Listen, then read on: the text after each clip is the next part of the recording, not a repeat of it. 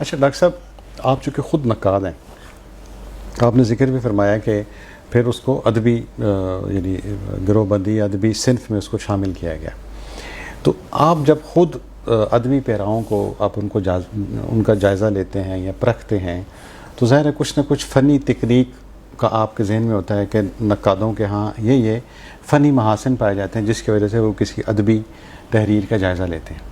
اسی طرح جب ہم مرثیہ نگاری کی طرف آتے ہیں تو مرثیہ کو جب آپ نقاد کی نظر سے دیکھتے ہیں تو آپ کون سی ٹیکنیکس آپ کے مد نظر ہوتی ہیں کہ اگر یہ ٹیکنیکس یہ محاسن اس میں ہوں گے تو یہ مرثیہ کی تعریف پہ پورا اترے گا، اور اگر اس میں کون سی اصناف ہیں، یعنی درجہ بندی ہم کیسے کریں گے مرثیہ کی کہ پہلے کیا ہے دوسرا کیا ہے؟ جیسے عموماً جو ایک عام آدمی جس کو ادب سے دلچسپی ہوتی ہے وہ پہچان جاتا ہے رباعی یہ ہے، مسدس یہ ہے، قطع یہ ہے، قافیہ یہ ہے۔ تو جب ہم مرثیہ کو ادبی پیرائی میں دیکھتے ہیں تو کیا اس کی مختلف حصے ہیں مرثیہ کے؟ ہاں ہیں، اور اس کو کیسے ادبی پیرائی میں دیکھا جاتا ہے؟ ہاں، بڑا عمدہ سوال ہے۔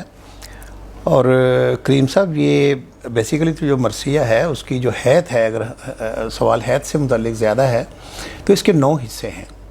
پہلا حصہ چہرہ ہے، دوسرا سراپا ہے، تیسرا رخصت ہے، چوتھا آمد ہے، پانچواں رجز ہے، چھٹا شہادت ہے، جنگ ہے، اور ساتواں شہادت ہے، اور پھر بین ہے، اور پھر دعا ہے۔ یہ 9 حصے ہیں، اور یہ ہمیشہ سے نہیں تھے، یہ آہستہ آہستہ ڈیولپ ہوئے، اور یہ جیسا ہم نے کہا 300 سال میں ڈیولپ ہوئے ہیں۔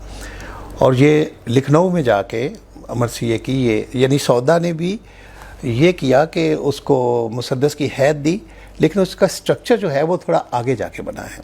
پہلی بات تو یہ ہے۔ دوسری بات یہ ہے کہ ادبی صنف سخن بننے کے لیے شاعر کا تخلیقی جوہر ہونا بہت ضروری ہے، بنیادی بات ہے۔ پھر اس کا جو واقعہ ہے، اس کی تاریخی جو سچائی ہے یا حقانیت ہے، اس واقعے کے کہانی کو پوری سچائی کے ساتھ شاعر کو معلوم ہونا چاہیے۔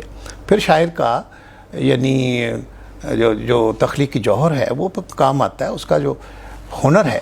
ایک جگہ گوئٹے نے لکھا ہے کہ جب روح ہاتھ بن جاتی ہے تو تب بڑا فن جو ہے وجود میں آتا ہے۔